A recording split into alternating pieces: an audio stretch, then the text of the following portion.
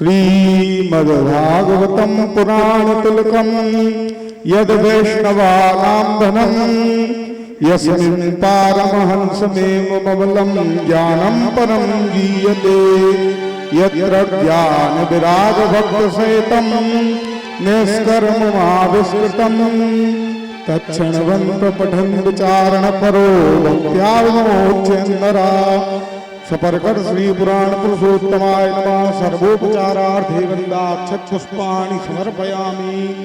तुलसी काननं यत्र यत्र पद्मवनानि च पुराण पठनं यत्र तत्र सन्निहितो हरि तुलसी देव्यै नमः।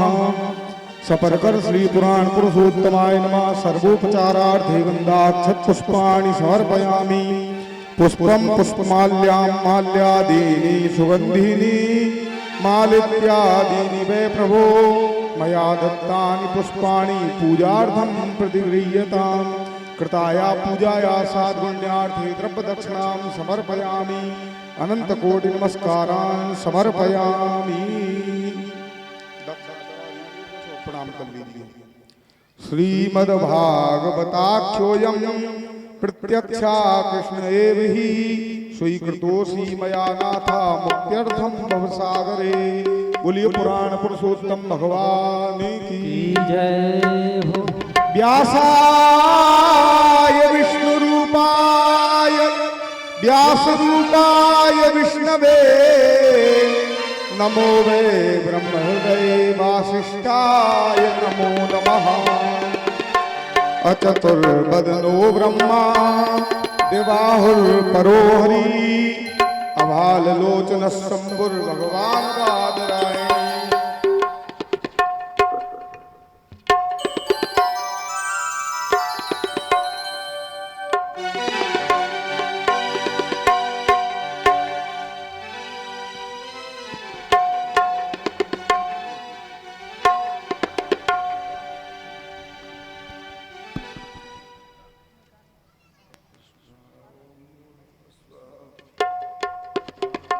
रत्नेश्वर्यै नमः। ज्वालामालिन्यै नमः। सर्वोपचारार्थे वन्दाक्षत पुष्पाणि समर्पयामि।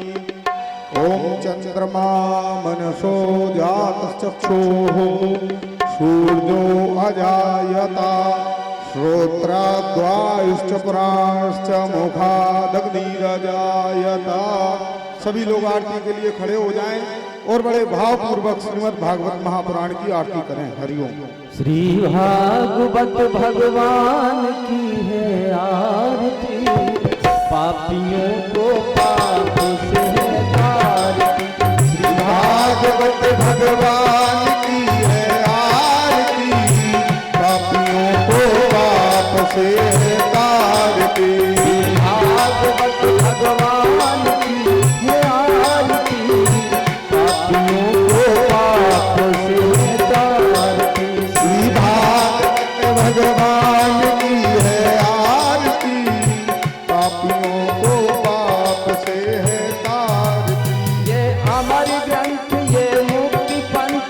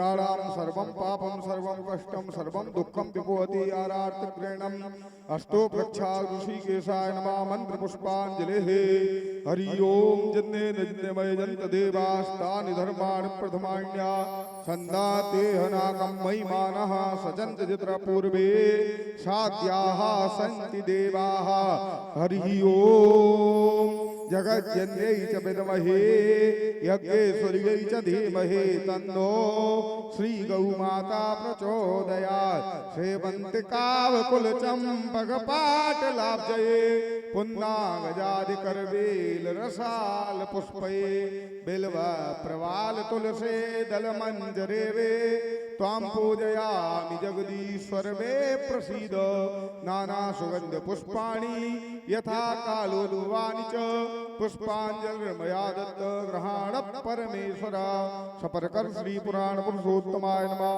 मंत्र पुष्पांजलि समर्पयामि। बोलिए श्रीमद् भागवत महापुराण की जय हो। श्री वृंदावन बिहारी लाल की जय हो। अयोध्या नाथ की जय हो। हनुमान जी महाराज की जय हो। ग्राम के समस्त देवी देवताओं की जय हो। श्री व्यास जी महाराज की जय हो। जगत जननी यज्ञेश्वरी पूज्या गौ माता की जय हो। जय जय श्री राधे जय जय श्री सीताराम नमः पार्वती पतये हर हर महादेव। शंभो। सभी लोग यथास्थान विराजमान हो जाएं और बड़े भावपूर्वक श्रीमद् भागवत महापुराण की कथा को श्रवण करें। हरिओम।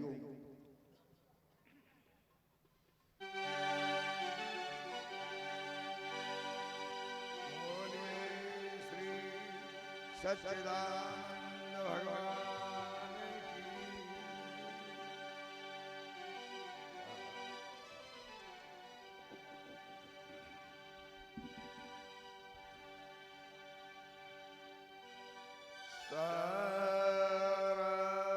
सरस्वती महामाये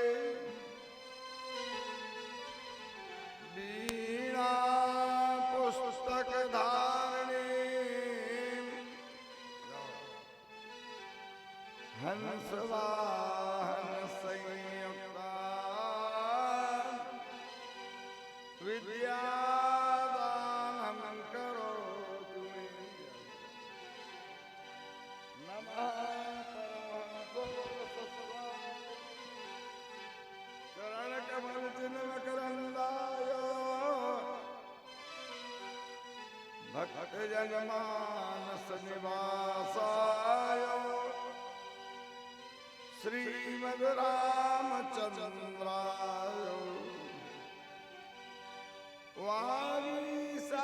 वागीशायस्य वदने लक्ष्मीर्यस्य च वक्षसि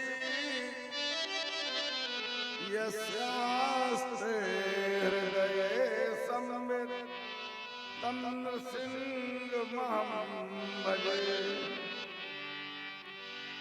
नमोऽस्तु रामाय सलक्ष्मणाय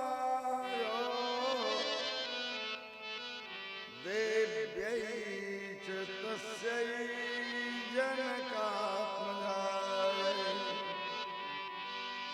नमोऽस्तु रुद्रेन्द्र यमानिलेभ्यो नमोऽस्तु चन्द्रार्कमरुद्गणेभ्यः। शङ्करं शङ्कराचार्यं केशवं बादरायणं सूत्रभाष्य कृतो वन्दे भगवन्तौ पुनः पुनः।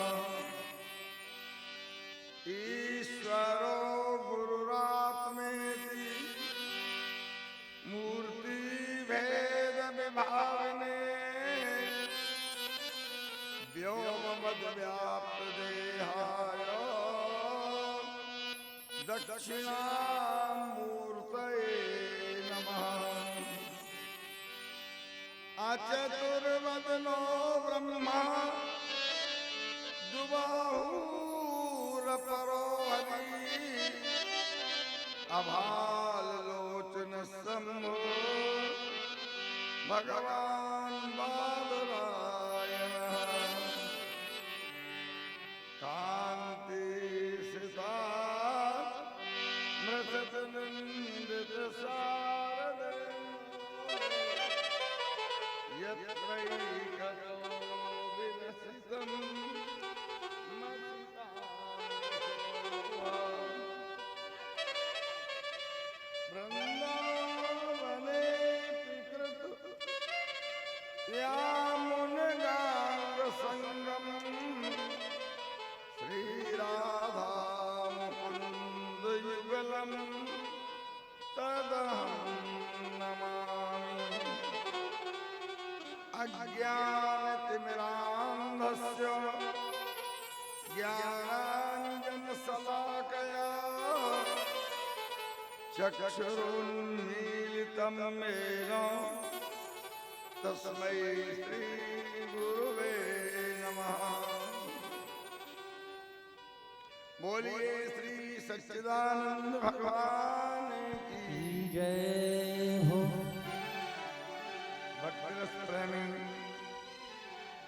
सनातन धर्मावलंबी भगवत बंधुओं,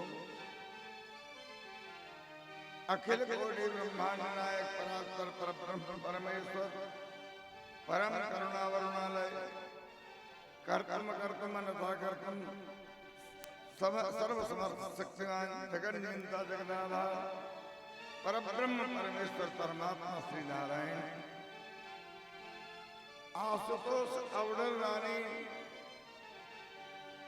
आंजनेय मारुति नंदन श्री हनुमंत लाल जी महाराज,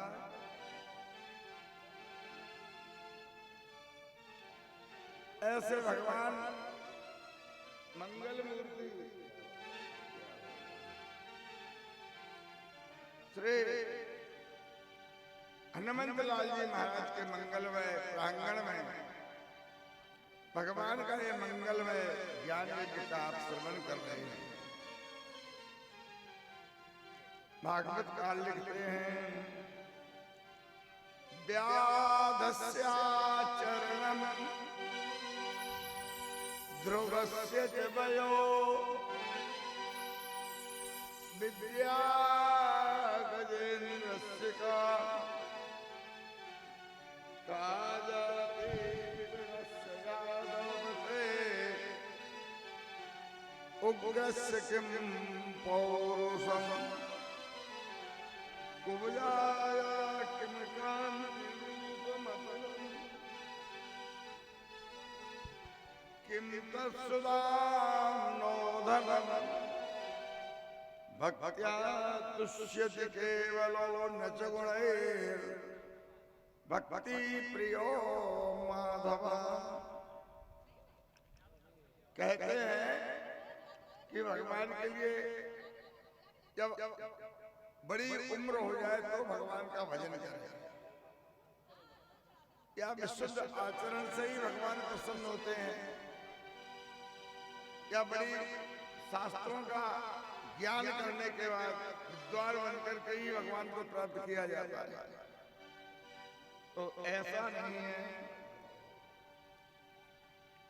यदि ऐसा होता तो लिखा है व्याधस्याचरणम, व्याध जो था जीव जंतुओं को पशुओं को मारता था, उसमें कौन सा आचरण था? और उस व्याध ने भगवान का आश्रय लिया, भगवान उसको प्राप्त हो गए। ध्रुवस्य च वयो, ध्रुव जी 5 वर्ष के थे, उनकी कौन सी अवस्था थी? 5 वर्ष का बालक था वो। उस 5 वर्ष के बालक ध्रुव ने भी भगवान को प्राप्त कर लिया। उसमें भगवान को विद्या अवस्था की भी आवश्यकता नहीं है, उम्र की भी जरूरत नहीं। विद्या गजेंद्र का, हाथी तो पशु योनि में था गजेंद्र, उसको कौन से शास्त्र का बोध था? उसने कौन से शास्त्रों का अध्ययन किया था? परंतु उस गजेंद्र ने पुकारा तो भगवान गजेंद्र के पास में दौड़े आए। का जाति विदुरस, विदुर जी महाराज की कौन सी जाति थी? दासी के पुत्र थे, शूद्र जन, परंतु विदुर के घर में भी भगवान शाक खाने के लिए पधारते हैं। का जाति विदुरस यादवते उग्रस्य किम पौरुषम, कंस के पिता उग्रसेन उनमें कौन सा पुरुषार्थ था, कौन सा बल था? पर भगवान कंस के पिता उग्रसेन जी को अपना राजा बनाते हैं। कुब्जाया किम कांति रूपम अधिकम, कुब्जा के पास में कौन सी सुंदरता थी, कौन सा रूप सौंदर्य था? बेचारी 8 जगह से टेढ़ी थी, पर कुब्जा के ऊपर भी भगवान प्रसन्न होते हैं। किम तो सुदामोदनम, सुदामा जी के पास में कौन सा धन, निर्धन ब्राह्मण थे, पर भगवान फिर भी सुदामा का अद्भुत सत्कार करते हैं, पूजन करते हैं, सिंहासन पर बिठाते हैं, उनके चरणों को धोकर के जलपान करते हैं। तो कहने का तात्पर्य भक्त्या तुष्यति केवलो नच गुणै भक्ति यो माधवा, वो परमात्मा तो भक्त्या तुष्यति, भक्ति से ही प्रसन्न होते हैं। इनको रूप गुण और अवस्था की आवश्यकता नहीं है। नच गुणै, इनको ना गुण चाहिए, ना आयु चाहिए, ना ऐश्वर्य चाहिए। यदि आपके जीवन में भक्ति है तो भक्ति से ही भगवान प्रसन्न होते हैं, क्योंकि भक्ति प्रियो माधव, माधव तो भक्ति प्रिय है। काशी नगरी में महाराज संत रैदास रहते थे। रैदास जाति के जाटव समाज में से थे, जूता बनाने का काम करते थे और अपनी मस्ती में मस्त होकर के शिव जी के विश्वनाथ बाबा के दरबार के पास में अपना कर्म करते थे, भगवान का आराधन करते थे। एक समय की बात है, एक राजा काशी में ज्ञान प्राप्त करने के लिए गए। लोगों से पूछा, भाई हमको ज्ञान प्राप्त करना है, कोई बताओ। तो किसी लोगों ने कहा कि वो जुलाहा है जो जूता का काम करते हैं विश्वनाथ मंदिर के उत्तर द्वार पर, वहां जाइए, वो तुमको ज्ञान का उपदेश देंगे। संत रैदास का घर बता दिया, रैदास की कुटिया पर गए। राजा पहुंचे, रैदास अपने काम में लगे हुए थे। आवाज लगाई, महाराज मैं बहुत दूर से, राजस्थान से बहुत दूर से आया हूँ, वहां का राजा हूँ, ज्ञान प्राप्त करने के लिए आया हूँ, हमको कुछ ज्ञान दे दो। रैदास जी अपनी धुनी में मग्न थे, तो जो चमड़ा कराने का जो पात्र था उसी में जो जल भरा था, चमड़ा कर रहा था। बोले ज्ञान लेगा, कर हाथ कर जल्दी। सो हाथ किया, चमड़े का जल लेकर के ले ज्ञान पी ले। वो जल लेकर के उसके हाथ में दे दिया, बोले पी ले ज्ञान। अब राजा था वो राजा, उसने सोचा ये चमड़े का जल, ये तो मुझे भ्रष्ट करता है। तो उसने जो है जल हाथ में ले तो लिया, पर महाराज उसने धीरे से वो जल को लेकर के अपने जो दुपट्टा था, दुपट्टा से पोंछ लिया और विनती करके चले आए। घर आ गए, बोले अरे मैं तो गया था ज्ञान प्राप्त करने के लिए, पर मुझे तो भ्रष्ट और कर दिया होता। वो चमड़े का जल दिला कर अच्छी काशी नगरी में। महाराज राजा के दुपट्टा में दाग लग गया वो चमड़े में। राजा ने अपने धोबी को बुलाया, बोला ए भैया इस दाग को छुटाना है, दाग को धोबी ने बहुत उपाय किए, सावन वावन सब लगाए, पर दाग छूटा नहीं। धोबी ने सोचा ये दाग ऐसे नहीं छूटेगा। पानी गर्म करके और पानी में उस दाग को डुबोया और मुंह से कचर कचर के दाग को छुटाने लगा। अपने मुंह से कचर कचर करके उसको छुटाने लगा। महाराज उस चमड़े का जल उसके मुंह में चला गया। वस्त्र सूख गया था और वो उसको दोबारा जब उस दाग को छुटाने के लिए उसको मुंह से चबाया तो उसके मुंह में वो जल का कुछ अंश पहुंच गया और वो अंश जैसे उसके जल उसके मुख में पहुंचा, वो तो बड़ा ज्ञानी बन गया, परम ज्ञानी बन गया। राजा के पास में आकर के बड़े ज्ञान की चर्चा करने लगा। राजा को आश्चर्य हुआ, बोले भाई तुम तो कुछ जानते नहीं थे, ऐसी अद्भुत बातें कैसे सीख गए? बोले महाराज जब से आपके दुपट्टे को मैंने अपने मुंह से कचर करके छुटाने की कोशिश की, उसी से ये चमत्कार हो गया। राजा चक्कर में पड़ गया कि मैं एक बड़े संत के पास में गया था, उन्होंने कहा पीले ज्ञान पर मुझे घृणा हो गई, ये तो अद्भुत ज्ञान था। वो दौड़ करके राजा दूसरे दिन काशी नगरी पहुंचे, बोले महाराज ज्ञान दे दो, अब पीऊंगा। संत ने भगा दिया, बोले राजन ये ज्ञान की साग भाजी थोड़ी है कि चाहे जब पहुंच जाओ सुन सकते। योग था तेरे भाग्य में नहीं था, दूसरे के भाग्य में था, उसको मिल गया, चला गया। तो कहने का तात्पर्य जो संत होते हैं, महापुरुष होते हैं, ज्ञानी होते हैं, उनकी ना जाति होती है, ना उनकी अवस्था होती है, ना उनका कोई स्वरूप होता है, वो तो एक भक्त ही होते हैं। इसलिए कहा है भक्त्या तुष्यति केवलो न च गुणैः भक्ति प्रियो माधवा। माधव तो भक्ति प्रिय है, भक्ति से ही वो प्रसन्न होते हैं। उनको हम दिखावा करना चाहें, चाहे हम बुद्धि का दिखावा करें, चाहे धन का दिखावा करें, चाहे बल का दिखावा करें, भगवान हम आप तो प्रभावित हो सकते हैं, पर भगवान को इससे क्या लेना देना। भगवान के लिए तो निर्मल भक्ति यदि हमारे जीवन में है, तभी हम भगवान को प्राप्त कर सकते हैं। ये भगवान का परम उत्तम गुण है। बोलिए श्री भक्तवत्सल भगवान की जय हो।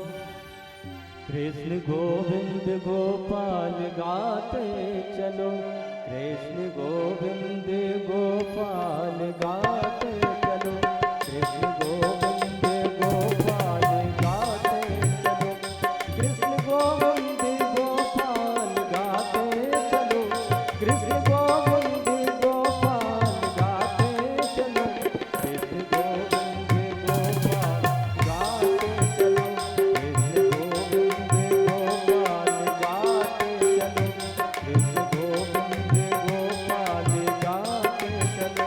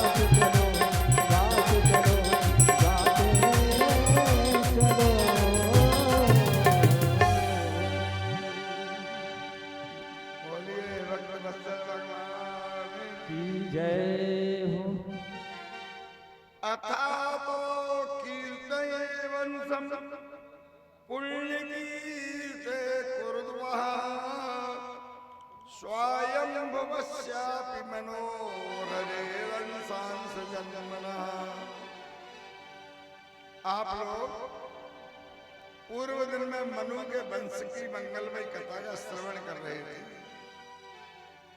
मनु की 3 पुत्रियां हुई।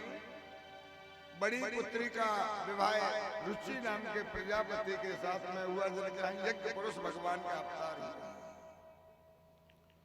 दूसरी पुत्री कर्दम ऋषि के साथ में विवाह हुआ, जिनके यहाँ भगवान कपिल देव का अवतार हुआ। तीसरी जो पुत्री थी उसका विवाह दक्ष प्रजापति के साथ में हुआ था, और दक्ष प्रजापति के यहाँ पराम्बा भगवती माँ अम्बा सती के रूप में प्रकट हुई।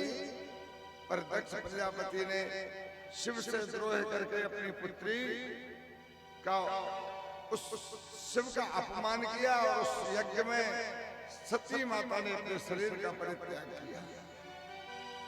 इस प्रकार से मनु महाराज की 3 पुत्रियों के वंश की कथा आती है। यहाँ पर मैत्रेय जी सबसे पहले 2 वंश है, एक पुण्य वंश और एक पाप वंश। तो पाप के वंश की भी यहाँ पर वर्णन आया है। पाप के वंश का बोले पाप का जो है कि पत्नी का नाम क्या है, तो लिखा है मृषा अधर्मस्य भार्या। पाप की पत्नी का नाम है मृषा। मृषा कहते हैं झूठ। झूठ बोलना यहाँ से पाप प्रारंभ होता है। जब हम झूठ बोलेंगे तो उससे दम्भ और माया नाम की संतानें होंगी, और दम्भ माया दोनों के द्वारा असूत और मिथुन नाम की संतानें होंगी। उससे लोभ और निकृति नाम की संतानें होंगी। उसके आगे क्रोध और हिंसा की संतानें होंगी, और अंत में दुरुक्ति और कली नाम की संतानें। और कली और दुरुक्ति से भय और मृत्यु, और भय और मृत्यु से यातना और निराय। ये यहाँ से झूठ से आपने प्रारंभ किया तो झूठ की संतानें बढ़ते बढ़ते कहाँ तक जाती है? निरय यातना, माने नरक और यातना तक जाती है। ये अधर्म का वंश है। जो अधर्म के वंश पर चलता है उसको सीधे नरक तक जाना पड़ता है। उसके बाद धर्म के वंश की कथा आती है। अथा तो कीर्ते वंशम पुण्य कीर्ते कुरुद्वा। ये मनु महाराज स्वयं धर्म है, क्योंकि भगवान के अंश से इनका जन्म हुआ। मनु महाराज के 2 पुत्र हैं, प्रियव्रत और उत्तान। जब प्रियव्रत कुछ बड़े हुए तो पिता ने कहा बोले पुत्र तुम अब राज्य करो। तो प्रियव्रत कहते हैं बोले पिताजी हम ऐसे राज्य नहीं करेंगे, हम पहले तपस्या करेंगे, और तपस्या करके बहुत ज्ञान और शक्ति प्राप्त कर लेंगे। राज्य को संचालन करने की शक्ति जब हमें आ जाएगी तब राज्य करेंगे। तो वो मान सरोवर में जाकर के तपस्या करने चले गए। मनु महाराज ने अपने छोटे पुत्र उत्तानपाद को राज्य सिंहासन दे दिया, स्वयं वन में चले गए।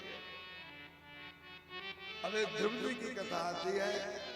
उत्तानपाद महाराज की 2 रानियां हैं, एक रानी का नाम है सुरुचि और एक का नाम है सुरुचि। अब उत्तानपाद किसे कहते हैं?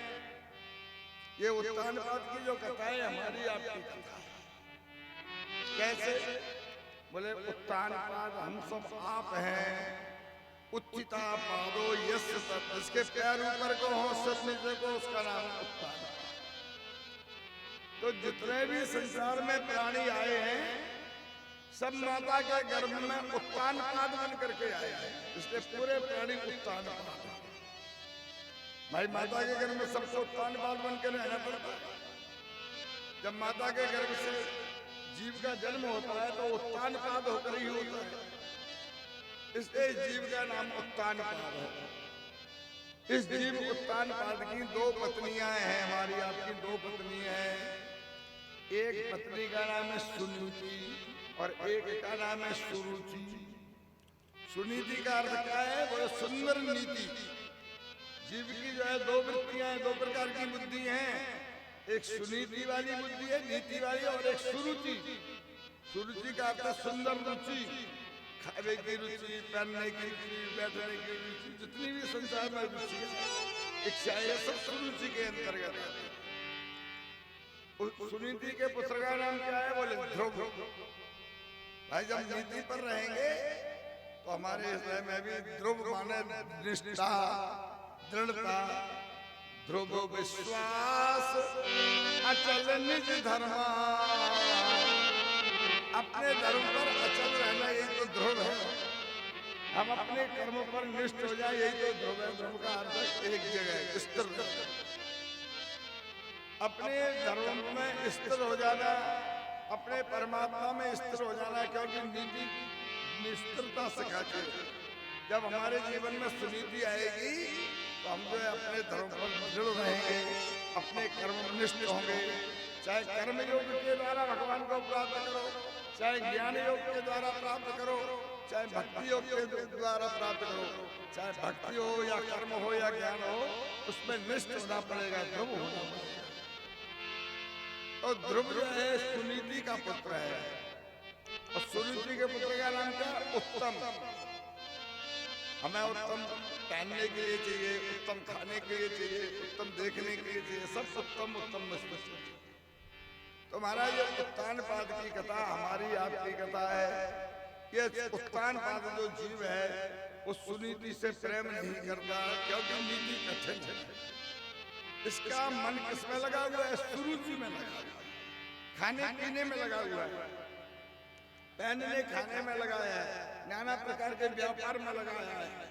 तो ये हमारा सुरुचि से ज्यादा प्रेम करता है।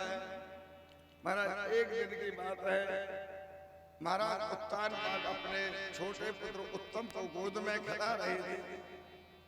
सुनीति के पुत्र ध्रुव ने देखा कि हमारे पिताजी हमारे छोटे भाई को गोद में खिला रहे हैं, मैं भी अपने पिता की गोद में बैठूं। ऐसा विचार करके राजकुमार ध्रुव अपने पिता के पास में जाने लगा। अब सुरुचि ने देखा कि ये तो राजा की गोद में जा रहा है, कहीं राजा के पास में जाएगा, राजा इससे प्रेम करने लगेंगे, तो ऐसा ना हो कि आगे चल करके मेरे पुत्र का राज्य ही छीन ले, यही राजा बन बैठे। अभी से इसको रोकेंगे तब ठीक रहेगा।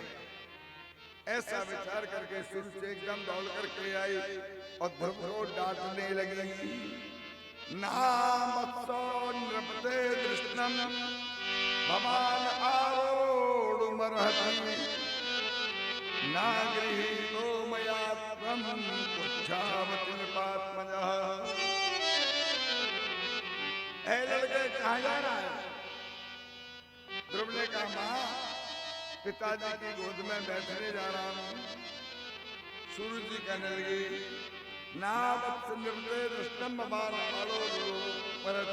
अरे तू राजा की गोद में नहीं बैठ सकता। क्यों? मैं इनका पुत्र नहीं हूँ। अरे तू इनका पुत्र तो है, पर इनकी अप्रिय रानी का पुत्र है। ना गृहीतो मया यत्वं कुक्षामपि नृपात्मजः। तूने मेरी कोख से जन्म नहीं लिया, तू मेरा पुत्र नहीं है, तू मेरी शौक का पुत्र है, तू राजा की अप्रिय रानी का पुत्र है, इसलिए तू राजा की गोद में नहीं बैठ सकता। यदि तुझे राजा की गोद में बैठना है तो तुझे तपस्या करनी पड़ेगी। तपसा राज्य पुरुषम, पहले तपस्या कर और तस्यैव अनुग्रहेण में और गर्भे त्वं साधयात्मानं यदिच्छसि नृपासनं।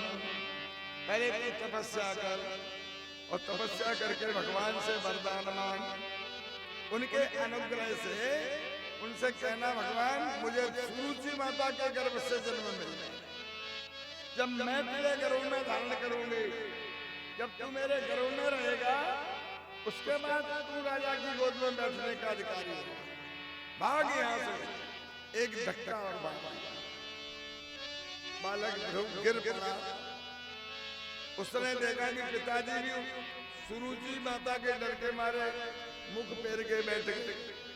वो भी बालक ध्रुव को गिरा हुआ देख करके उठने की इच्छा नहीं कर पा रहे हैं, डर के मारे। बालक ध्रुव ने पिता को देखा, माता को देखा, माता पिता दोनों ही मुख फेर लेते हैं। अब बालक ध्रुव उठा और उठ करके चल दिया।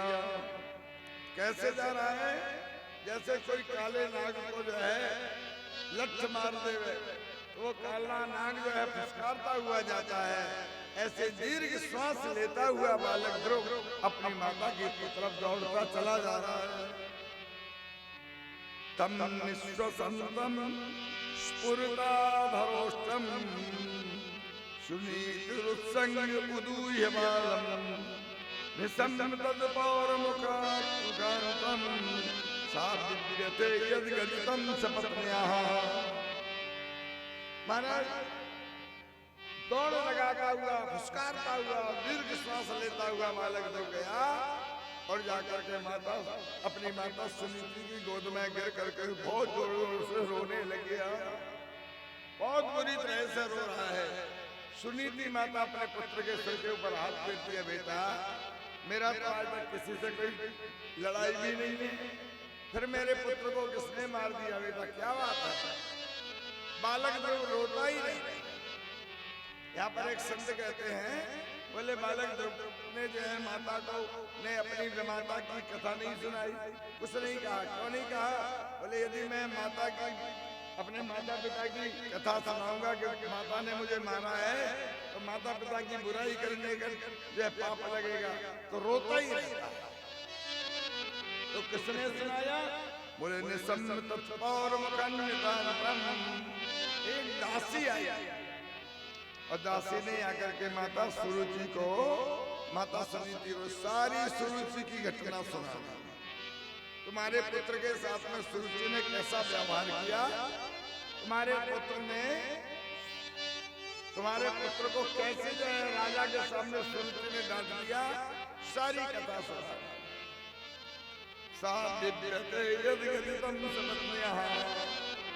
हृदय में उसको बड़ी वेदना हुई, बड़ा दुख हुआ। अपनी सौत के व्यवहार को देख करके बड़ी कष्ट को प्रतीति कर रही है, परंतु बोलती नहीं है।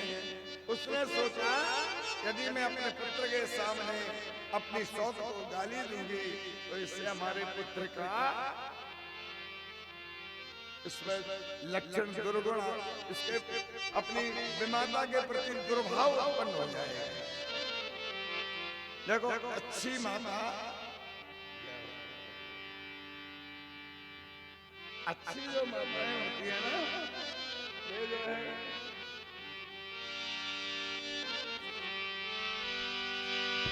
जय हरि गोपाल जय जय गोविंद जय जय हरि गोपाल जय जय गोविंद जय जय हरि गोपाल जय जय गोविंद जय जय हरि गोपाल जय जय राधा रमण हरि गोविंद जय जय गोविंद जय जय हरि गोपाल जय जय गोविंद जय जय हरि गोपाल जय। माता सुनीति अपने पिता से अपने पुत्र को समझाती है। बोले बेटा तेरी माता ने तुझसे जो कहा मैं भी तो वही बात कर रही हूँ। तेरी माता ने कहा कि जा तपस्या कर, तो मैं भी कहती हूँ कि बेटा तेरा इस घर में कोई काम नहीं है। सत्यम सुरुच्याभिहितम, सुरुचि माता ने सत्य ही कहा है, इसलिए तत्तात उत्तिष्ठ विमत्सरम त्याग। हे बेटा उठो, ईर्षा द्वेष का त्याग करो, जीव मात्र के सच्चे पिता तो भगवान नारायण है। तुझे बैठना है तो नारायण की ही गोद में बैठ। मैं भी तुझे यही उपदेश देती हूँ कि जाओ जाकर के नारायण की गोद में बैठ। ध्रुव कहने लगा, बोले माँ इस घर में मेरा भी अपमान होता है, आपका भी अपमान होता है, चलो अपन दोनों ही चलते हैं, हम दोनों ही मन में तपस्या करेंगे। सुनीति माता कहती है बेटा मैं परतंत्र हूं, तू स्वतंत्र है, चाहे मेरा पति मुझे चाहे या ना चाहे। चाहे मुझे अपनी सौत की सेवा करनी पड़े या कुछ भी करना पड़े, पर मेरा कर्तव्य है कि मैं तो अपने पति के पास में ही रहूं। पिता रक्षति कौमारे भर्ता रक्षति यौवने पुत्रो रक्षति वार्धक्ये नास्ति स्वातंत्र मरति। शास्त्र में स्त्री को स्वतंत्र रहने का अधिकार नहीं बताया है। आजकल के लोग तो स्वतंत्रता की बात करते हैं, उद्दंडता की बात करते हैं, पर शास्त्र कहते हैं कि पिता रक्षति कौमारे, जब तक लड़की का विवाह नहीं हुआ तब तक उसको माता पिता की मर्यादा में रहना चाहिए। और बोले भर्ता रक्षति यौवने, पिता होने के विवाह होने के बाद अपने पति की मर्यादा में रहे। और जब पति पधार जाए वृद्धावस्था में तो पुत्रो रक्षति वार्धक्ये, अपने पुत्र की मर्यादा में रहे। ना स्त्री स्वतंत्र मरती, स्त्री को स्वतंत्र रहने का अधिकार नहीं है। इसलिए बेटा, मैं तो मेरे पति मुझे चाहें या ना चाहें, पर मैं अपने पति को नहीं छोड़ सकती। पर तू तो स्वतंत्र है, जा वन में जाकर के भगवान की आराधना कर। बालक ध्रुव वन में जाने को तैयार हुआ, माता को प्रणाम करके जाने लगा। सुनीति माता कहती है, बेटा सुरुचि तेरी माता है ना, यदि माता पिता को प्रणाम करके वन में जाओगे तो भगवान जल्दी प्रसन्न हो जाएंगे। जाकर के सुनीति माता को भी प्रणाम कर उनसे आशीर्वाद ले। जब सुरुचि माता आशीर्वाद दे देगी तो तुझे भगवान बहुत जल्दी प्रसन्न होंगे। ध्रुव बोले माँ वो सुरुचि तो मुझे मारती है। बोले अरे वो मारती है, माँ का काम है मारना, आशीर्वाद तो लेके अपनी माता की आज्ञा लेकर के बालक ध्रुव सुरुचि माता के पास में गया। माता के चरणों में साष्टांग दंडवत प्रणाम कर रहा है। माँ मुझे आज्ञा दो, वन में जा रहा हूँ तपस्या करने के लिए। एक बार तो सुरुचि का हृदय पिघल गया, दूसरे में फिर याद आई, अरे तो जो है मेरी सौत का पुत्र है, वन में चला जाएगा, जंगल के जीव जंतु खा जाएंगे, मेरे पुत्र का राज्य निष्कंटक हो जाएगा। आशीर्वाद, हाँ मेरा आशीर्वाद है, जा मन को जा। आशीर्वाद दिया चाहे ऊपरे मन से दिया हो। बालक ध्रुव इतने में ही प्रसन्न, चलो भी माता ने भी आशीर्वाद दे दिया। अपनी माता को प्रणाम करके बालक ध्रुव वन में जाते हैं। देखो जो अधिकारी शिष्य होता है उसको गुरु खोजना नहीं पड़ता, क्योंकि गुरु तत्व और ईश्वर तत्व दोनों एक ही है। ईश्वरो गुरुरात्मेति मूर्ति भेद विभावने व्योमवत व्याप्त देहाय दक्षिणामूर्तये नमः। ईश्वर गुरु और आत्मा ये केवल मूर्तियों का भेद है। ईश्वर और गुरु दोनों एक ही है। जो अधिकारी शिष्य होता है उसको गुरु अपने आप में मिल जाता है। बालक जब वन में गया तो सामने से गुरु महाराज चले आ रहे हैं। ध्रुव के गुरु कौन है? बोलिए श्री नारद भगवान की जय हो। नारद जी आ गए। नारद जी ने देखा, नारद जी कहने लगे, देखो क्षत्रियों का तेज देखिए, ये 5 वर्ष का बालक है, इसमें कितना क्रोध भरा है, कितनी गुस्सा भरी है। माता ने कह दिया चला जा मन को, तो मन में ही आ गया। पूछने लगे, बोले बेटा इस समय तुम्हारी खेलने कूदने की अवस्था है, ऐसे समय में इस घनघोर जंगल में कैसे घूम रहे हैं? ध्रुव जी कहने लगे, बोले भगवान नादुना व्यपमानम ते सम्मानम वापि पुत्र का लक्ष्यामो कुमारस्य शक्तिस्य कीर्णानसु। नारद जी कहते तुम्हारे लिए मान और सम्मान की भी आवश्यकता नहीं है, खेलने कूदने का समय है, ऐसे समय में कहाँ जाते हो? ध्रुव जी कहते बोले प्रभु गुरुजी हम भगवान को प्राप्त करने के लिए तपस्या करने के लिए जा रहे हैं। नारद जी ने कह रहे हो भगवान कोई ऐसे ये तो है नहीं कि तुम गए और जाते ही मिल गए। बड़े बड़े ऋषि मुनि सारा जीवन लगा देते हैं, फिर भी वो भगवान की प्राप्ति नहीं होती। समय पुंसाम दुराराध्यो, वो बड़ी कठिनाई से मिलने वाले हैं। यदि तुम्हारे लिए पिता की गोद में बैठना है तो चलो मैं तुम्हारे को लेकर के चलता हूं, तुम्हारे पिता की गोद में बिठाऊंगा। बालक ध्रुव कहने लगे, बोले गुरुजी आप जो कह रहे हैं तो ठीक है, परंतु सुरुच्या दुर्वचय मानो ना भिन्नस्यते हृदयम।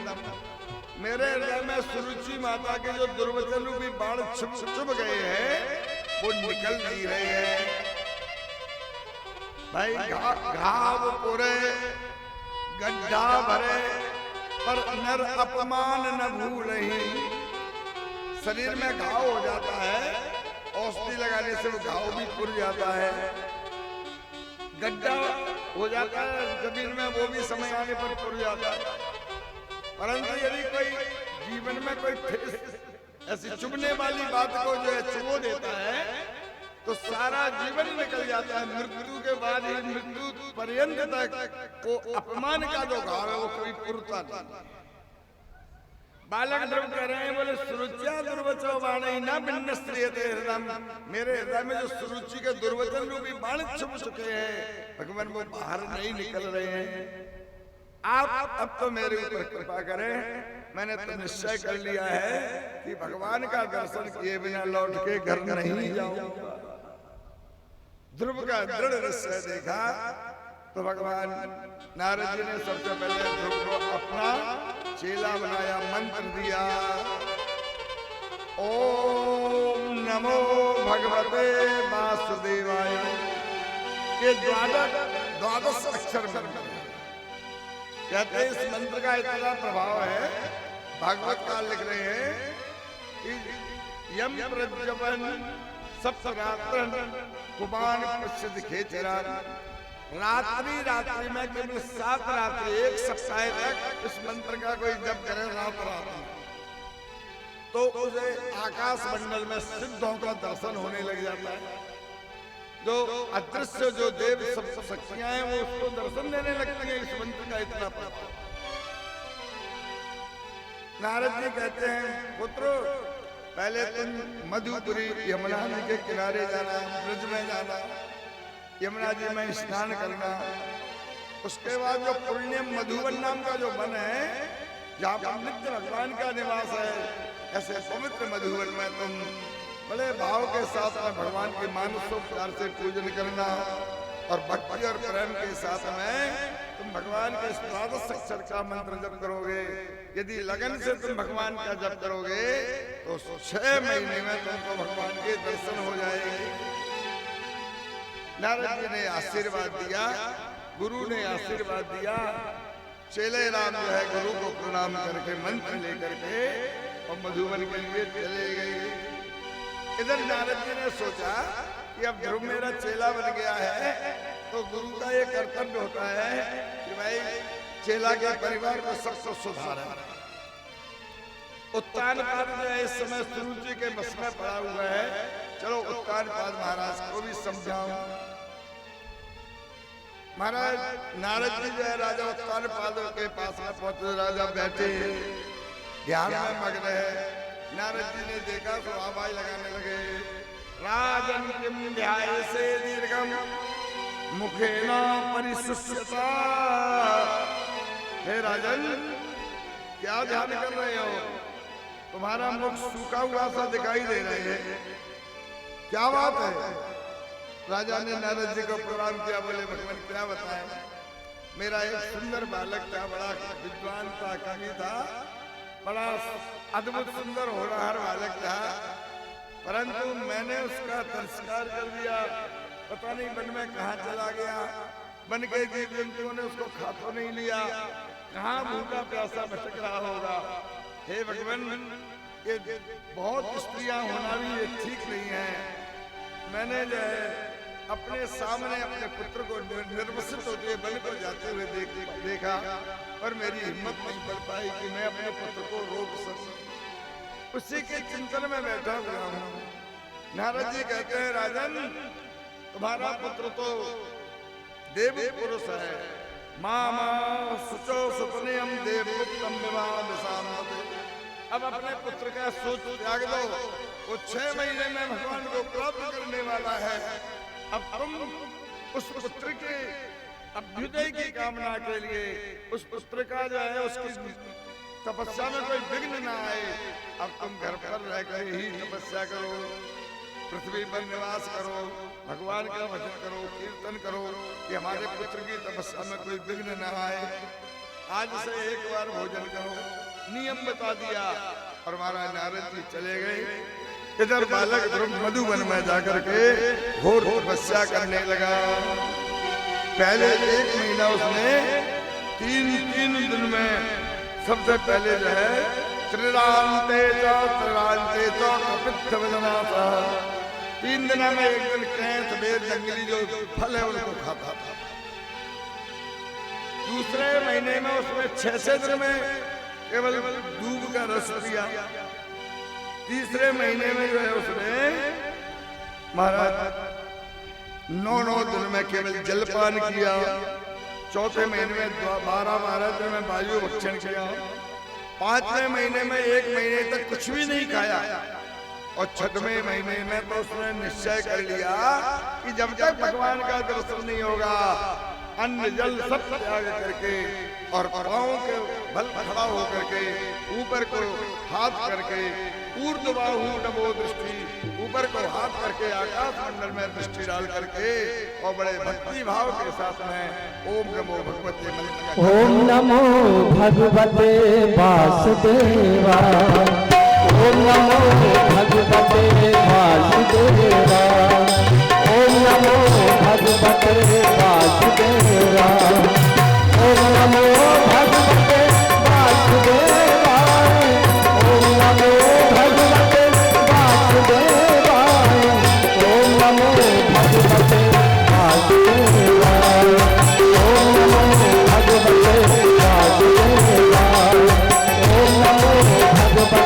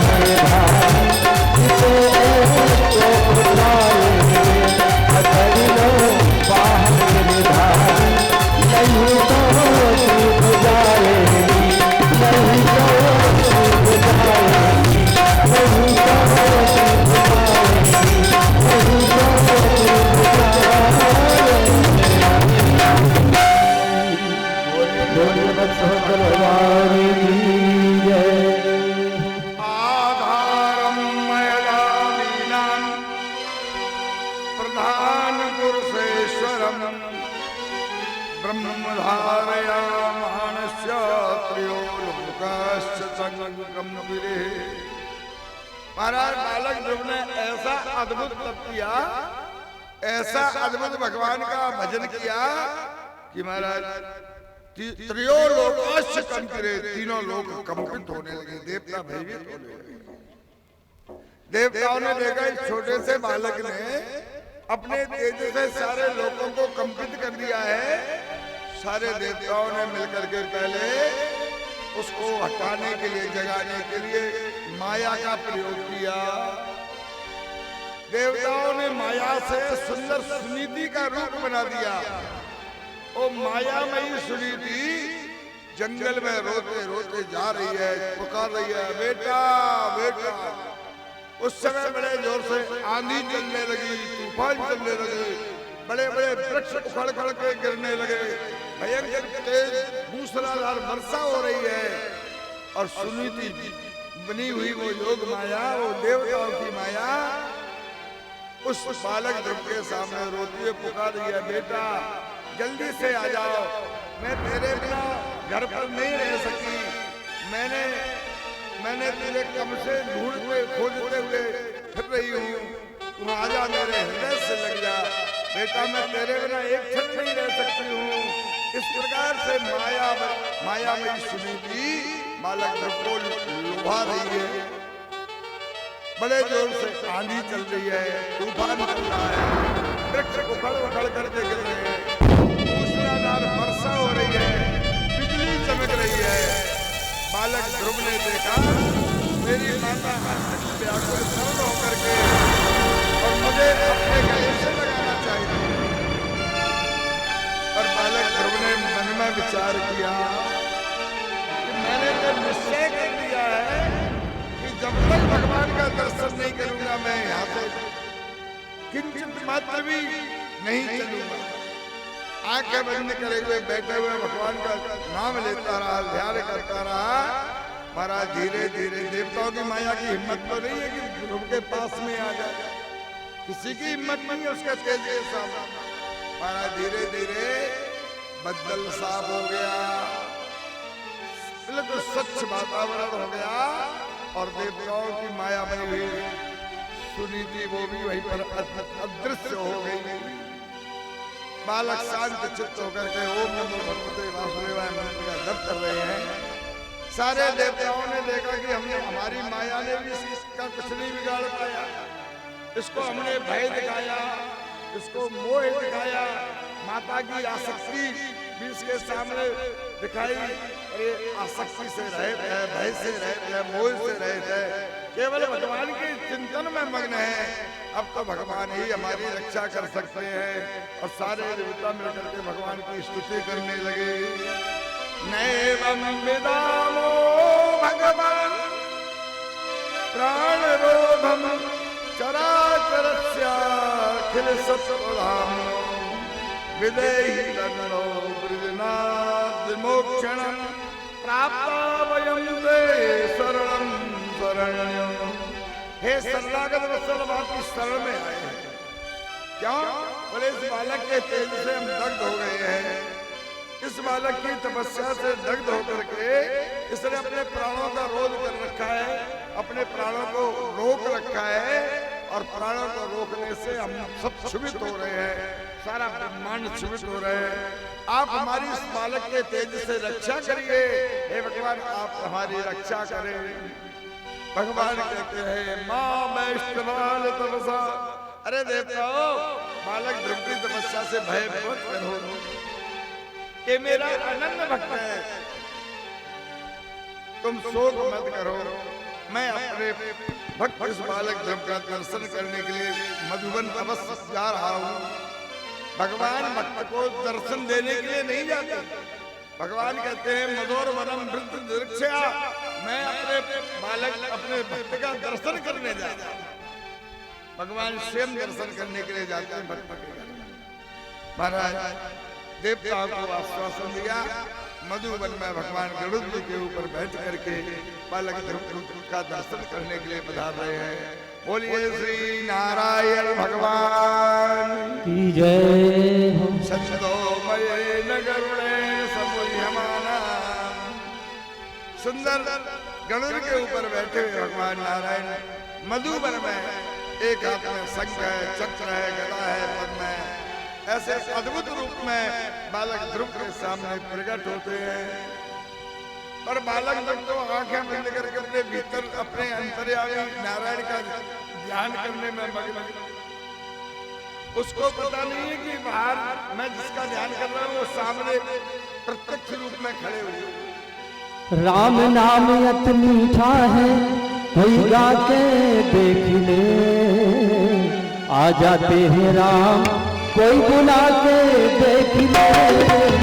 राम नाम अत मीठा, कोई गा के देख ले। आ जाते हैं राम, कोई बुला के देख ले।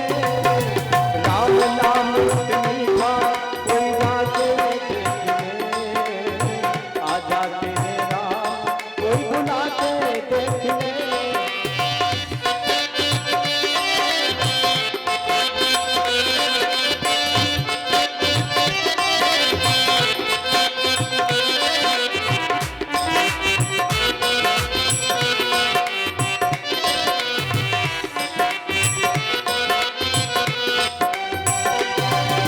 गीत अजामिल और गणकान ऐसी करी कमाई। अपने हाथ सितार दिए जब तुमने सदन कसाई। गीत अजामिल और गणकान ऐसी करी कमाई। अपने हाथ सितार दिए जब तुमने सदन कसाई। पत्थर से हरि प्रकट भये, पत्थर से हरि प्रकट भये, पत्थर से हरि प्रकट भये। त्रिपुरा के देख ले। आ जाते हैं राम, कोई बुला के देख ले। राम नाम अत मीठा, कोई गा के देख ले। आ जाते हैं राम, कोई बुला के देख ले।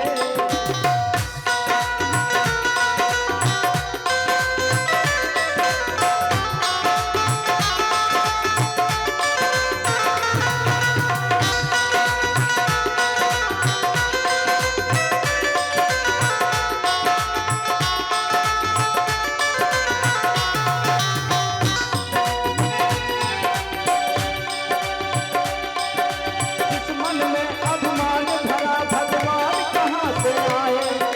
जिस घर में अंधियारा हो मेहमान कहाँ से आए। जिस मन में अभिमान भरा भगवान कहाँ से आए। जिस घर में अंधियारा हो मेहमान कहाँ से आए।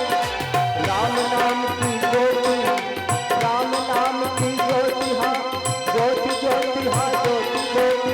राम नाम की ज्योति कोई जला के देख ले। आ जाते हैं राम, कोई बुला के देख ले। राम नाम का कोई गा के देख ले। आ जाते हैं राम, कोई बुला के देख ले। राम नाम का कोई गा के देख ले। आ जाते हैं राम, कोई बुला के देख ले। कोई बुला के देख ले, कोई बुला के देख ले। बोले भक्तवत्सल भगवान की जय। भगवान अखिल कोटि ब्रह्मांड नायक परमात्मा ध्रुव को का दर्शन कर रहे हैं। ध्रुव को अपने नेत्रों को बंद करके अपने भीतर के अंतर्यामी नारायण का दर्शन कर रहे हैं। भगवान ने अपने तेज को खींचा। जैसे ही बालक ध्रुव ने नेत्र खोले तो क्या देखते हैं, अखिल कोटि ब्रह्मांड नायक परमात्मा नारायण सामने खड़े हुए हैं। बालक ध्रुव दौड़ करके भगवान के चरणों में लौट जाता है। भगवान बालक ध्रुव को उठा करके गोदी में स्तुति करना चाहता है पर बोल नहीं पाता। भगवान ने कृपा करी। कृपामयम ब्रह्ममयेन कमुना स्पर्श वाला कृपया कपूले। भगवान का जो शंख था, शंख लेकर के भगवान ने बालक ध्रुव के गाल से स्पर्श करा दिया। अब जैसी ध्रुव से ने जो है जैसे ही गाल से शंख का स्पर्श हुआ, महाराज बालक ध्रुव की वाणी जागृत हो गई। बड़ी सुंदर छंदों के द्वारा बालक ध्रुव भगवान की स्तुति करते हैं। योऽन्त प्रविश्य मम मिमां प्रसुप्तां संजीवयत्यखिल शक्तिधरा सदाम्नो अन्यास्याश्चरण श्रवणत्वगानि प्राणान् नमो भगवते पुरुषाय तुभ्यं। बालक ध्रुव कहते हैं, हे परमात्मा नारायण, अंत प्रविष्ट जब मेरी वाणी में प्रवेश करके मिमाम प्रसुप्ताम वाचाम, मेरी जो सोई हुई वाणी थी उसको जागृत कर रहे हैं। मेरे हाथ पैर चरण और संपूर्ण शक्ति को जागृत करने वाले हे परमात्मा नारायण, मैं आपको नमस्कार करता हूँ। आप ही भगवान अपनी माया के द्वारा सारे संसार का सृजन करते हैं, पालन करते हैं और अंत में अपने में लीन कर लेते हैं। हे परमात्मा नारायण, सुप्त प्रबुद्ध जीवनाथ भक्त बनना, आपकी भक्ति को प्राप्त करने वाला जीव हमेशा आपकी कथा में ही मग्न रहते हैं।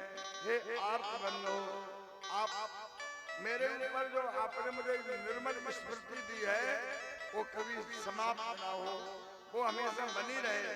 आपके चरणों में मेरा अनुराग बना रहे। इस प्रकार से बड़ी भावपूर्ण वाणी में ध्रुव जी भगवान की स्तुति करते हैं। भगवान कहते हैं, ध्रुव अब तुम हमारी आज्ञा से अपने घर जाओ, 36,000 वर्ष तक तुम राज्य करोगे। उसके बाद मेरा जो दिव्य ध्रुव लोक है, सारे नक्षत्र मंडल ग्रह मंडल जिस ध्रुव लोक की परिक्रमा करते हैं, उस परम ध्रुव लोक को तुम स्थिर लोक को प्राप्त होगे। संसार में तुम हमेशा अमर होकर के और ध्रुव के रूप में संसार के लोगों को दर्शन दोगे। इस प्रकार से ध्रुव को वरदान दिया और वरदान दे करके भगवान अंतर ध्यान हो गए। बालक ध्रुव भगवान का दर्शन प्राप्त करके, वरदान प्राप्त करके बड़े भाव के साथ में भगवान का ध्यान करते हुए अपने घर को चल दिए। इधर महाराज उत्तानपाद अपने नगर में भगवान की आराधना करते हैं, ध्रुव के आने की प्रतीक्षा कर रहे हैं। एक सेवक ने ध्रुव को नगर के बाहर बगीचे के बाहर देखा, दौड़ लगा करके गया। अंतापुर में गया, राजा उत्तानपाद के पास में गया और आवाज लगाने लगा, महाराज महाराज। महाराज उत्तानपाद उठ के खड़े हो गए, क्या बात है? सेवक कहता है, महाराज राजकुमार ध्रुव आ रहे हैं, राजकुमार ध्रुव आ गए हैं। अब तो जैसे ही महाराज उत्तानपाद ने सुना कि मेरा पुत्र भगवान का दर्शन करके आ गया है, महाराज पागल हो गए। कहाँ है मेरा पुत्र, कहाँ है ध्रुव, कहाँ है ध्रुव? महाराज उत्तानपाद की दशा का वर्णन कितना सुंदर है, आप देखिए। बोले बाग गदगदा द्रवते यस्य चित्रम रुदतर भीक्षणम हसति क्वचित् विलज्जरन्नृत्यतिरुच्चगायति मदभक्तियुक्तो भुवनं पुनाति। बाड़ी गदगद है, कभी रोने लग जाते हैं, कभी प्रसन्न होकर के भगवान का नाम उच्चारण करने लग जाते हैं, कभी महाराज उत्तानपाद नचने लग जाते हैं, कभी बैठ करके समाधि लगा करके और बैठ जाते हैं। इस प्रकार से पागलों की ऐसी दशा होगी महाराज उत्तानपाद की। कहाँ है मेरा पुत्र उत्तानपाद? तब तक एक सेवक कहता है, महाराज राजकुमार उत्तानपाद आपको प्रणाम कर रहे हैं। राजा ने ध्रुव को देखा, महाराज उठा लिया, अपने हृदय से लगा लिया, उसका सिर सूंघने लगे, बार बार जो है हृदय से लगा रहे हैं। पुत्रों, अब ये मेरा शरीर तुम्हारे प्रणाम के योग्य नहीं है। जो काम मुझे करना चाहिए था वो 5 वर्ष की अवस्था में तुमने कर लिया। महाराज आज उत्तानपाद महाराज बड़े प्रफुल्लित होकर के पुत्र को बार बार चूमते हैं, बार बार हृदय से लगाते हैं। और सुनीति माता को जाकर के जब प्रणाम किया, सुरुचि माता को जब प्रणाम किया, तो सुरुचि माता की भी क्या दशा है? बोले सुरुचि तम समुत्थाप्य पादावनतमर्भकं परिस्वज्याय जीवेति बाष्प गदगदया गिरा। बालक तो जबरदस्ती से खींच रही है, उठा रही है और बांस गदगदया, वाणी गदगद है और नेत्रों से अस्त्रपात है और बालक ध्रुव को उठा कर खींच रही है। बेटा तिरजी 6 महीने पहले जो सुरुचि हाथ पकड़ करके फेंक रही थी चला जा, आज वही सुरुचि ध्रुव को खींच करके हृदय से लगा रही है, आशीर्वाद दे रही है। ये है भगवान की भक्ति का प्रभाव। और सुनीति माता बोले सुनीति तस्य जननी प्राणभ्योपीदिकम सुतम। महाराज सुनीति जो उनकी माता थी उसके लिए तो ये लग रहा है कि आज वो सचमुच माता थी, उसके तो प्रसन्नता का कोई ठिकाना ही नहीं। महाराज वो तो इतनी गदगद है, आज उसको लग रहा है कि मेरी कोख सफल हो गई। जननी जने तो भक्त जन कैदाता कैसूर और नाहित जननी बांझ रहे व्रता गवावे। आज वो समझ रही है कि मेरी कोख सफल हो गई, उसके इस तरह से दूध की वर्षा हो रही है, पुत्र को हृदय से लगा रही है, वाणी अमृत है।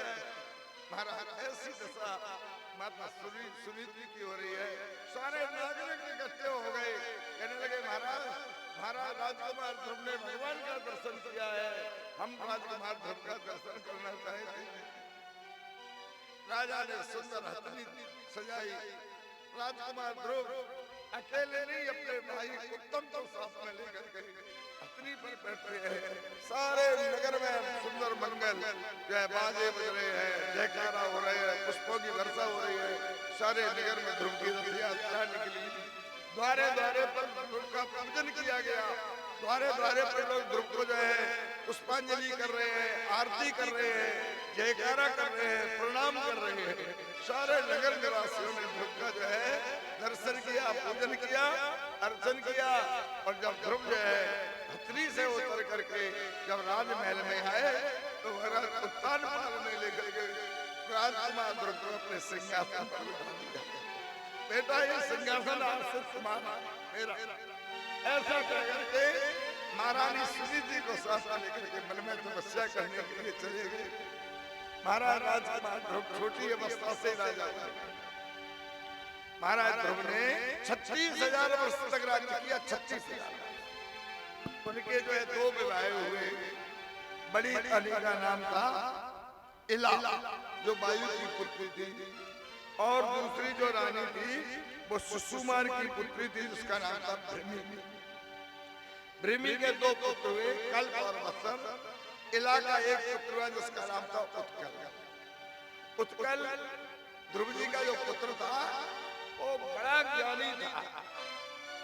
बचपन से ही वो जहाँ बैठा है वो बैठा है, जो कुछ कर रहा है वो जो है बच्चों को जो है कुआं में धकेल ले। प्रजा जन आए बोले महाराज आपके लड़के ने कुआं में धकेल दिया, उधर से बच्चे खेलते हुए चले आ रहे हैं, ऐसा ज्ञानी सब। तो महाराज ध्रुव ने 36,000 वर्ष तक राज्य किया। उत्तम का विवाह नहीं हुआ था। एक दिन मृगया करने के लिए उत्तम जी गए, जंगल में यक्षों से युद्ध हो गया, यक्षों ने उत्तम को मार दिया। रानी सुरुचि ने जब सुना कि मेरे पुत्र को यक्षों ने मारा है तो हा पुत्र करते वन में गई, दावाग्नि में फंस गई और वहां उसकी भी मृत्यु हो गई। ध्रुव जी ने देखा कि मेरे भाई को यक्षों ने मारा है, संहार किया है, रथ में बैठ करके गए, हजारों यक्षों को संहार कर दिया, बहुत यक्षों को मार डाला। अब जो मनु महाराज आते हैं और आकर के ध्रुव को समझाते हैं, बोले ध्रुव तुम तो भगवान के भक्त हो, सुश्रुत्या मैत्रिया करुणया चारखिलजंतुषु समत्वे सर्वात्मन भगवान संप्रसीदति। तितिक्षा कहते हैं सहनशील। भगवान के भक्तों में तितिक्षा नाम का गुण होता है। एक संत थे, एकनाथ नाम का संत। एक बार काशी गए संत एकनाथ, मणिकर्णिका घाट पर स्नान किया और स्नान करके विश्वनाथ जी का दर्शन करने जा रहे थे। छोटी गली थी, मार्ग में एक नवाब का मकान था। नवाब जो है मुसलमान, तो नवाब ने जो है घूम रहा था और घूमते घूमते ऊपर से जो है तम्बाकू खाए था, नीचे या गुटखा खाए तो उन्होंने जब थूक करके थूका तो सिर के ऊपर गिर गया। अब उसे याद आई, अरे मैंने भूल से, और संत ने कुछ नहीं कहा, चुपचाप गए गंगा जी में स्नान करने चले गए। अब उसने देखा कि ये बाबा जी के ऊपर थूक गिर गया, फिर भी नाराज नहीं हुए। अब मैं इन बाबा जी को नाराज करके छोड़ूंगा, चाहे कुछ भी हो जाए। दोबारा गए तो फिर अब जानबूझ के थूक दिया। त्योहार आ गए, 4 बार गए, ठंड का मौसम था, माघ का महीना था, बार बार स्नान करके भगवान ने विचार किया कि ये तो जो है बड़ा दुष्टता पर आ गया। तो महाराज एकाएक ऊपर भटकते भटकते उसको हवा लग गई और महाराज उसको ठंड लगना शुरू हो गया। इतनी ठंड लगी उसको, इतनी ठंड लगी कि पत्नी से बोले मेरे ऊपर रजाई डाल दो। 1 रजाई डाली, 2 डाली, 4 डाली, पूरी घर की रजाई डालनी, फिर भी भीतर बैठे रहे। उधर संत एकनाथ स्नान करके आए, उसके द्वारे पर खड़े हो गए, दिखाई नहीं दिया तो दरवाजा खटखटाया। उसकी पत्नी आई, महात्मा जी को देखा, तुम्हारे में स्वामी कहाँ? बोले महाराज बुखार आ गया, तो भीतर ही पहुंच गए। बोले भैया क्या बात है, पैरों में गिर गया। बोले महाराज क्षमा कर दो, मैंने अपराध किया है, उसका दंड मिल रहा है। संत एकनाथ कहते, बोले भैया तुमने क्या अपराध किया? ये मैं बड़ा आलसी था, तूने तो मेरे ऊपर कृपा करी। गंगा जी में स्नान करने में डरता था, आलस्य करता था। तू तो इतना अच्छा आदमी है कि तेरी कृपा से मेरे लिए 108 बार गंगा जी में स्नान करने का लाभ मिल गया। तो ये संत का स्वरूप होता है प्रतीक्षा, सहनशील। तो मनु महाराज कहते तुम तो भगवान के भक्त हो, तुम में प्रतीक्षा नाम का गुण होना चाहिए। करुणा, दूसरों के प्रति दया कर, मैत्र्याचार खिल जंतु। भगवान का भक्त तो चाहे कोई वो सबसे मित्रता का भाव रखता है, प्रेम का भाव रखता है। अखिल जंतु अपनी भारतीय संस्कृति की विशेषता है कि अपने यहाँ मेरे और तेरे प्रेम का भाव नहीं है। ये नहीं है कि ये अपनी धर्मी है, ये दूसरे धर्म का है या कोई दूसरा है। अखिल जंतु, हमारा सारा समाज, हमारा सारे प्राणी, जितने भी मनुष्य मात्र जीव मात्र, सब सुखी रहे, सबके प्रति समभाव का व्यवहार होना चाहिए।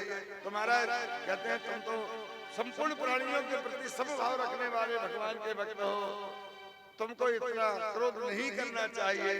मनु महाराज ने जब ध्रुव जी को समझाया, ध्रुव जी युद्ध कर देते हैं, बंद कर देते हैं।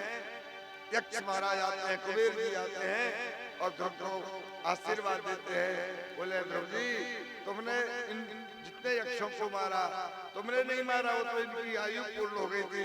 कोई किसी को ना मारता है, ना कोई किसी को जलाता है, अपने अपने कर्मों से सुख दुख तो प्राप्त होते हैं। इस प्रकार से आशीर्वाद दिया, ध्रुव जी ने युद्ध को बंद किया। यक्षराज कुबेर जी आशीर्वाद देकर के चले गए। ध्रुव जी ने सुंदर 36,000 वर्ष तक राज्य किया और उसके बाद अपने पुत्र उत्कल को राज्य दिया, पर उत्कल योग्य नहीं था। तो महाराज धर्मी का जो वत्सल नाम का पुत्र था, उसको राज्य पर बिठा करके और उत्तराखंड में ऋषिकेश में जाकर के तपस्या करने के लिए चले गए। अब गंगा मैया के किनारे पर ध्रुव जी तपस्या करते हैं, निवास करते हैं। एक दिन रहे महाराज, ध्रुव जी ने देखा कि रात में गंगा मैया घर घर घर घर घर घर घर सोने नहीं देती। भगवान का भजन करने बैठते हैं तो ये आवाज करती हैं घर घर घर घर। अरे यहाँ से दूर चलना चाहिए, गंगा जी जो है, गंगा जी के किनारे तो शांति मिलनी चाहिए, यहाँ तो शांति है सब। चलने को तैयार हुए तो गंगा मैया प्रकट हो गई। बोले ध्रुव जी कहाँ जाते हो? ध्रुव जी बोले मैया तेरे से दूर जा रहे हैं। बोले क्यों? बोले तू भजन नहीं करने देती, सोने नहीं देती, दिन रात घर घर घर घर करती रहती है। गंगा मैया कहते हैं ध्रुव जी मेरे तट का त्याग मत करो, मुझे छोड़ के मत जाओ। आज से तुम्हारी कुटिया जहाँ पर है यहाँ पर मैं बिल्कुल शांत रहूंगी। तो ये जो है प्रत्यक्ष आपको उदाहरण का दर्शन करना है, चमत्कार का दर्शन करना है। तो आज भी ऋषिकेश में जो ध्रुव मंदिर है, माया कुंड नाम से ऋषिकेश में स्थान है, ध्रुव मंदिर है। वहां पर गंगा जी ऐसे भरी हुई है, ऐसे लगता है जैसे बिल्कुल तालाब भरा है। आज भी गंगा जी वहां पर कोई शब्द नहीं है, बिल्कुल शांत। ये ध्रुव जी का तपस्या का चमत्कार आज भी हम वहां पर दर्शन करते हैं। जो भी ऋषिकेश गए हो, ऋषिकेश में त्रिवेणी आश्रम से ऊपर माया कुंड नाम का स्थान है, जहाँ पर ध्रुव जी का मंदिर है। ध्रुव मंदिर के पास में प्राचीन ध्रुव मंदिर है, ध्रुव जी के पास में गंगा मैया बिल्कुल शांत आज भी। तो महाराज ध्रुव जी छत छत जो है भगवान का ध्यान करते हैं। एक दिन विमान आया, भगवान के पार्षद आए, बोले चलो ध्रुव जी आपको भगवान के धाम अपने ध्रुव लोक को चलना है। ध्रुव जी उसमें बैठने के लिए तैयार हुए, सो मृत्युदेव आ गए। मृत्युदेव कहने लगे ध्रुव जी हम लोगों के ऊपर पैर रख करके प्राण खींचते, अपवित्र हो गए हैं, आप हमको पवित्र कर दो। कैसे? बोले मृत्यु मूर्धनि, अपना सिर नीचे झुका करके बोले हमारे सिर के ऊपर पैर रख करके आप। मृत्युदेव के सिर के ऊपर पैर रख करके विमान में बैठिए। ध्रुव जी मृत्यु जो है बैठ गई सिर रख करके, मृत्यु मूर्धनि पदम धत्वा, मृत्यु के सिर के ऊपर पैर रख करके भगवान ध्रुव जी भगवान के विमान में विराजमान होते हैं। ध्रुव जी का विमान जब चलने लगता है, ध्रुव जी कहते हैं पार्षदों से विमान रोको। क्यों? अरे मैं ध्रुव लोक जाना नहीं चाहती, मुझे तो धरती ही पर कर दो। बोले क्यों? बोले जिस माता ने, जिस सुरुचि माता ने, जिसकी कृपा से हमको ये ध्रुव लोक प्राप्त हो रहा है, वो मेरी माता पता नहीं कहाँ हो, मैं उसके बिना नहीं जाऊंगा। भगवान के पार्षदों ने कहा देखो ध्रुव, ऊपर आकाश मंडल में जो दिव्य विमान जा रहा है, इसमें तुम्हारी दोनों माताएं और पिताजी बैठे हुए हैं। तुम जैसे पुत्र की माता और पिता, उनकी दुर्गति हो जाए, कभी हो सकता है, वो तुमसे भी दिव्य लोक को जा रही है। ध्रुव जी इस प्रकार से ध्रुव लोक को पधारते हैं। ध्रुव जी का जो मंगलमय चरित्र है, सारे पापों को नष्ट करने वाला है। बोलिए श्री भक्तवत्सल भगवान की जय हो। मैं तो जपूं सदा तेरा नाम कि दुनिया क्या जाने, मैं तो जपूं सदा तेरा नाम कि दुनिया क्या जाने। क्या जाने कोई क्या जाने, क्या जाने कोई क्या जाने, मुझे मिल गया दिल का मेल, दुनिया क्या जाने, मुझे मिल गया दिल का मेल, दुनिया क्या जाने। मैं तो जपूं सदा तेरा नाम कि दुनिया क्या जाने, मैं तो जपूं सदा तेरा नाम कि दुनिया क्या जाने।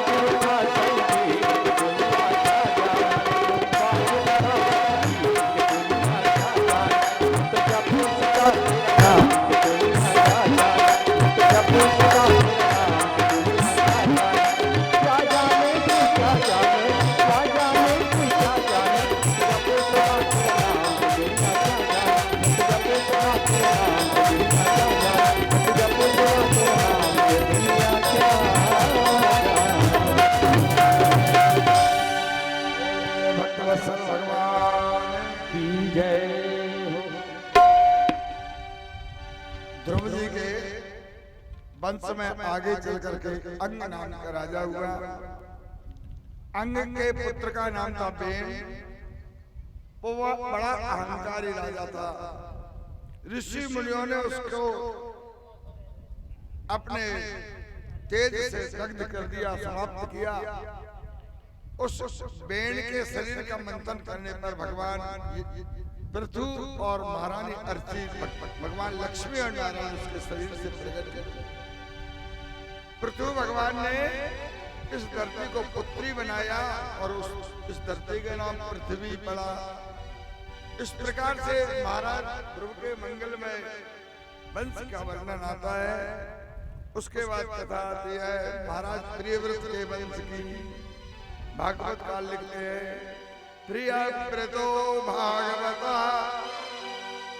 आत्मा राम कथम मुने ग्रहे रमतयन्मूलो कर्म बंधो परा। महाराज प्रियव्रत जो है वन में रह करके घोर तपस्या कर रहे हैं। ब्रह्मा जी इनके सामने प्रकट हुए। ब्रह्मा जी कहने लगे, बोले राजन उठो और राज्य करो।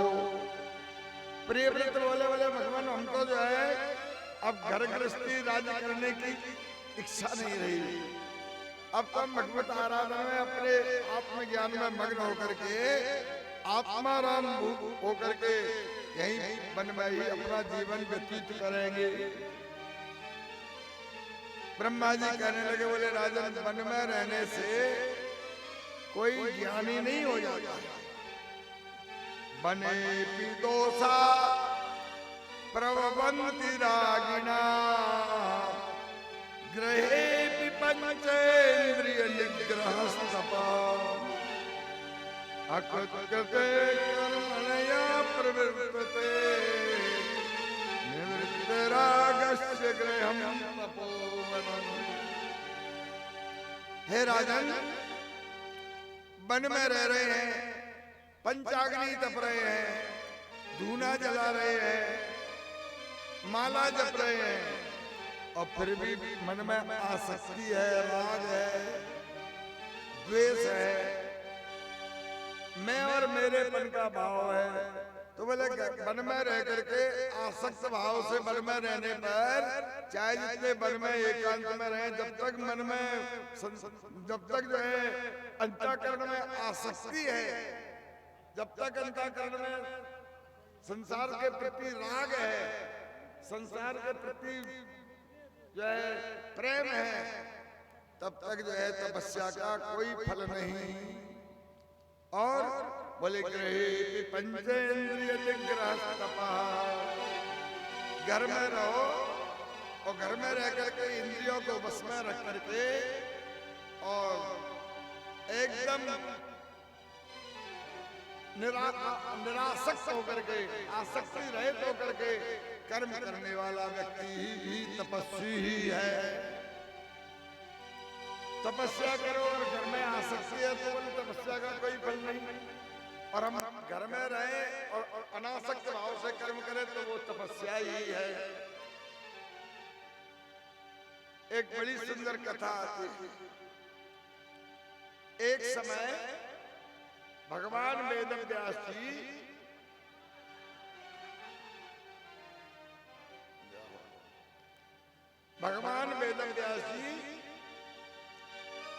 मिथिला नगरी में पहुंचे, राजा जनक के नगर में। राजा जनक ने भगवान वेदव्यास जी को देखा, सो बड़े प्रसन्न होकर के उनका पूजन किया। भगवान वेदव्यास जी कहने लगे, बोले राजन हम तुम्हारी नगरी में चातुर्मास व्रत करना चाहते हैं, 4 महीना रहेंगे।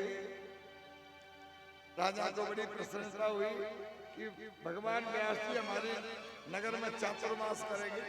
4 महीना साधु संत महात्मा कहीं जाते नहीं, एक जगह ठहरते। वर्षा के जो 4 महीना होते हैं उसको चातुर्मास व्रत कहते हैं।